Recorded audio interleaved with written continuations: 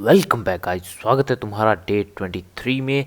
और आज हम फिर से स्कल्पटिंग करने वाले हैं। और जैसा कि तुम देख रहे हो, मुझे बहुत लेट हो गया है। 10:45 हो चुके हैं। अभी तक तो मैंने बनानी शुरू की है और हमें कम से कम 10 या 20 मिनट तो लगेंगे। उसके बाद मैं ये एडिट करूँगा। उसके बाद मुझे कल एक और बनानी है जो कि मुझे तुम्हें दिखानी है। मैं वैसे एक दिन छोड़कर एक दिन वीडियो डालता हूँ, लेकिन कल कुछ स्पेशल वीडियो है जो मैंने 2 नए सॉफ्टवेयर सीख कर बनाई है।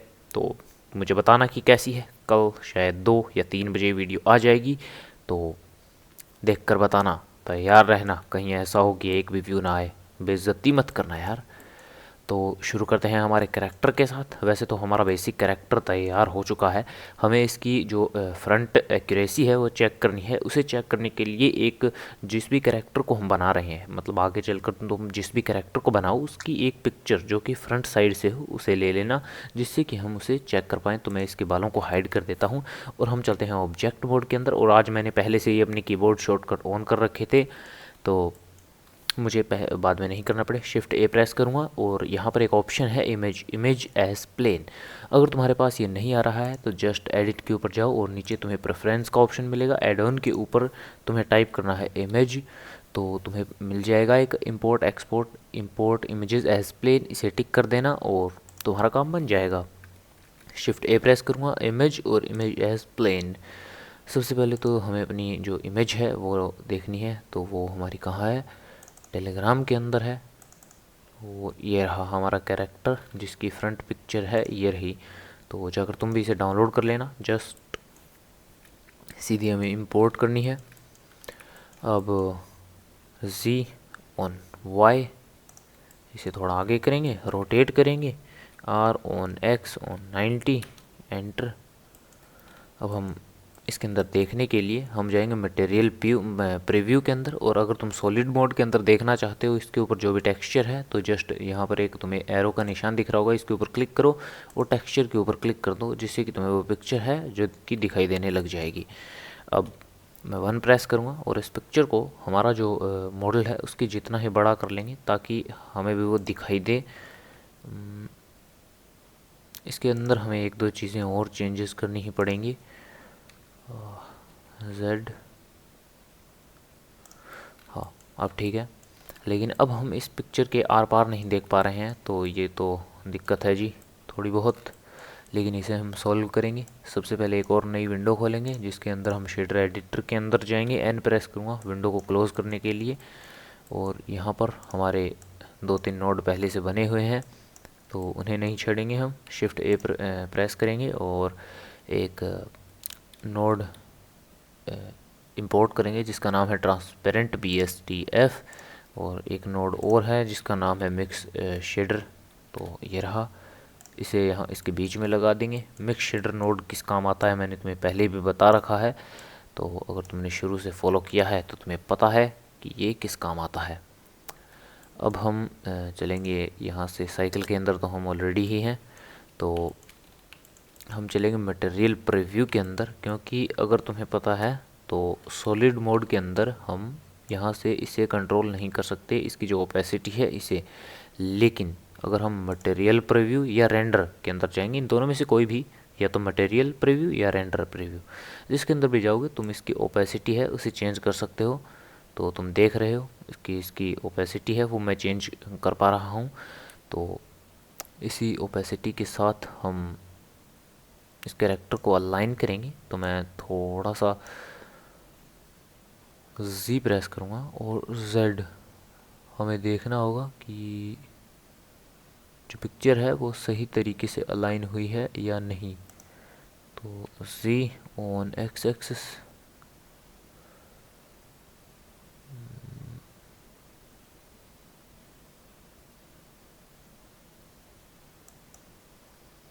अपनी आँखों का ध्यान रखना। जैसी तुम्हारी आँखें दिखेंगी वैसा ही तुम्हारा कैरेक्टर, तो उसी के हिसाब से तुम भी अलाइन कर लेना। मैं इसे थोड़ा सा और अलाइन कर लेता हूँ जब मैं इसे सेट करूँगा स्कल्प्ट मोड के अंदर जाकर, तब तुम्हें मैं दिखा दूँगा। एक बार मैं वीडियो बंद कर रहा हूँ। तो मैंने इसे अच्छी तरीके से अलाइन कर लिया है। जैसा कि तुम इसकी आँख के पास देखोगे, तो अगर मैं इसे पूरा कर दूं तो अब हमें हमारी जो इमेज है वो दिखाई दे रही है, और अगर मैं इसे फुल 1 पर कर दूं तो अब हमें हमारा कैरेक्टर दिखाई दे रहा है। और अगर तुम देखोगे तो हमारी ये वाली जो आँख है वो बहुत ही ज़्यादा एक्यूरेट तरीके से इससे मैच कर रही है। इसके अंदर हमें थोड़े बहुत चेंजेस करने पड़ेंगे, बाकी सही है, जो कि इसके साइड में करने पड़ेंगे, और ज़्यादा हमें इसके अंदर कुछ करने की ज़रूरत नहीं पड़ेगी। ये हमें बहुत अच्छी बात है। और इसके जो चिन्ह है वो भी बहुत अच्छी तरीके से मैच हो चुकी है, जैसा कि तुम देख रहे हो। और हमें साइड में से इसे थोड़ा बहुत चेंज करना पड़ेगा। यहाँ से अगर तुम देखो तो यहाँ पर जो जगह है हमारा कैरेक्टर की जो अ, जो ही बोलते हैं इसे, जो लाइन जो है वो थोड़ी सी ऊपर है, लेकिन जो हमारा वाला कैरेक्टर है उसकी थोड़ी सी नीचे है, तो ये इसके अंदर कमी है। कोई बात नहीं, हम इसे तो ठीक कर लेंगे। और एक इसके अंदर मुझे एक और कमी लगी, जो कि है हमारे कान की, तो इसे थोड़ा अंदर की तरफ करना पड़ेगा, तो वो भी हम कर लेंगे। और तो मुझे सही ही लग रहा है। चलो शुरू करते हैं हमारा काम। तो इसके लिए हमें एक चीज़ पहले करनी होगी, जो कि है हमें अपना स्फीयर सेलेक्ट करना पड़ेगा, जो कि हमारा करेक्टर का फेस है। और यहाँ ऊपर की तरफ अगर तुम्हें दिख रहा है तो एक एरो का निशान है, फ़िल्टर के अंदर जाएंगे और यहाँ पर एक ऑप्शन है सिलेक्टेबल, जो कि कर्सर का निशान दिख रहा है, उसके ऊपर तुम्हें क्लिक करना है। और अब जो हमारी इमेज है उसे ऑफ़ कर देना है, ताकि हम अपनी इमेज को गलती से सेलेक्ट ना कर लें और हम अपने कैरेक्टर को सेलेक्ट कर पाएँ। तो अब चलते हैं हमारे स्क्रिप्ट मोड के अंदर, और अब हम इसके अंदर जो चेंजेस हैं वो करेंगे। तो सबसे पहले तो जो चेंजेस हमें करने हैं, मैं इस विंडो को बंद कर देता हूँ, इसकी हमें अब ज़रूरत नहीं है। तो जो सबसे पहले चेंजेस हमें करना है वो करना है यहाँ पर। तो मैं अपना ग्रैब टूल लूँगा, इसे बड़ा करूँगा और इसे इसके साथ अलाइन करेंगे।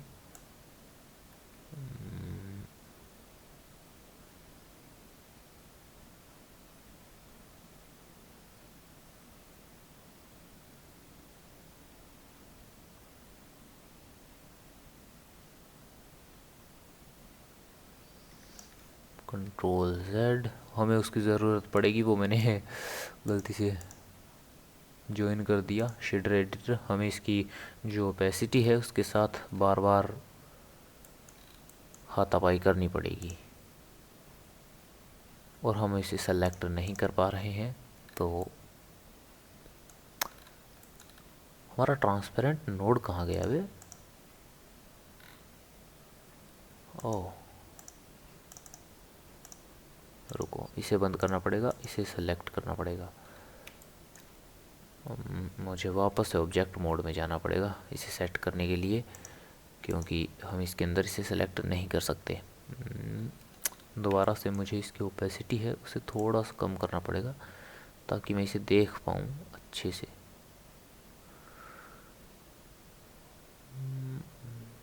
यहाँ पर है,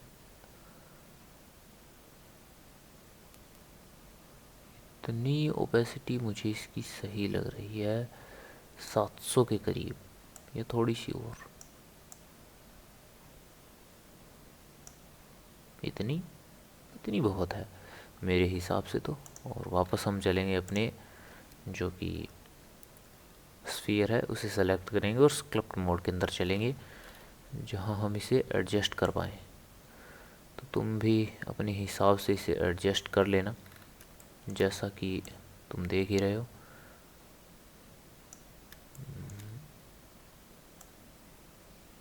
हमें इसके अंदर बाद में कुछ चेंजेस तो करने ही पड़ेंगे, वो तो जाहिर सी बात है कि जैसे अब जो चेंजेस मैं कर रहा हूँ उसके बाद ये थोड़ा सा अजीब तो दिखने लगेगा, लेकिन जो चेंजेस हमें करने हैं वो तो इसकी पिक्चर को देखकर ही हम सही तरीके से कर पाएंगे।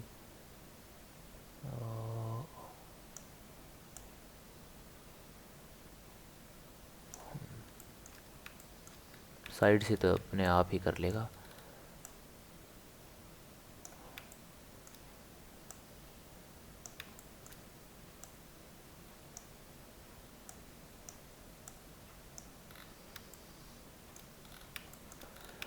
हमें अपनी आँखों के ऊपर सबसे ज़्यादा फोकस करना है, तो वो हमारी सही होनी चाहिए। अब मुझे इसके अंदर आंखें नहीं दिखाई दे रही हैं, तो मुझे वापस से ऑब्जेक्ट मोड के अंदर जाना पड़ेगा और अपनी इमेज को सेलेक्टेबल बनाना पड़ेगा। इमेज को सेलेक्ट करना पड़ेगा और इसकी जो ओपेसिटी है उसे और कम करना पड़ेगा, ताकि मैं इसके अंदर देख पाऊँ कि हमारी जो तस्वीर है उसमें कमी कहाँ पर है।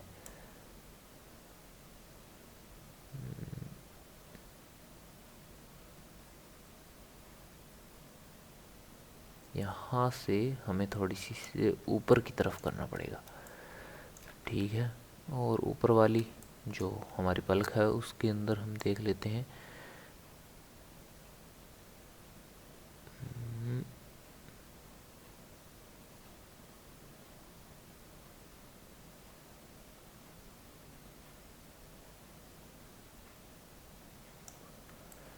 और यहाँ से देख लेते हैं।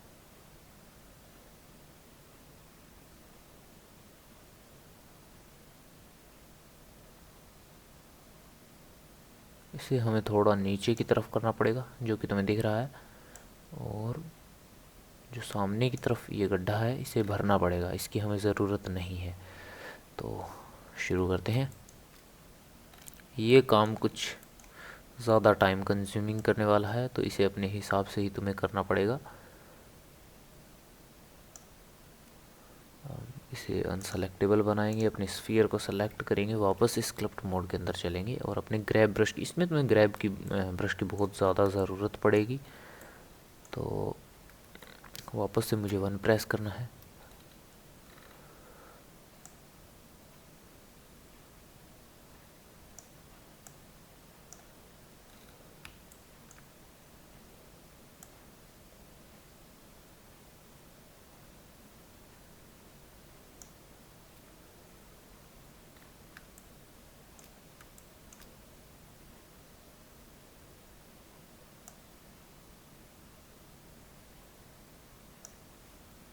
Ctrl Z।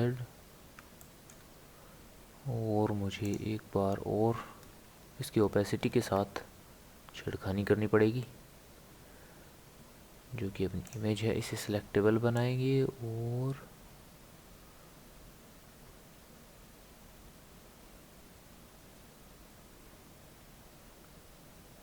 ये काम मुझे लगता है मुझे कर ही लेना चाहिए, बाद में मिलता हूँ तुमसे, क्योंकि इसके अंदर मुझे बहुत ज़्यादा टाइम लगने वाला है और इसकी वीडियो बहुत ज़्यादा लंबी हो जाएगी। तो वैसे तो तुम्हें देखकर इसके अंदर कुछ चेंजेस ही करने हैं, तो जो कि नॉर्मल सी बात है, हमें करने ही पड़ेंगे। और जैसा कि तुम्हें दिख रहा है ये अभी फ़नी दिख रहा है, लेकिन इसके अंदर भी हम बाद में चेंजेस करेंगे, तो घबराने की ज़रूरत नहीं है। मैं इसके अंदर चेंजेस कर लेता हूँ, मिलते हैं बाद में। तो गाइस यार, मुझे इसके ऊपर काम करते हुए बहुत देर हो चुकी है और अभी टाइम भी बहुत ज़्यादा हो चुका है, तो मैं तो आज के लिए तो इतना ही करूँगा, कल करूँगा, क्योंकि मुझे कल की वीडियो के लिए अभी थोड़ी तैयारी करनी है और शायद मैं अभी वीडियो बना भी दूँ वो।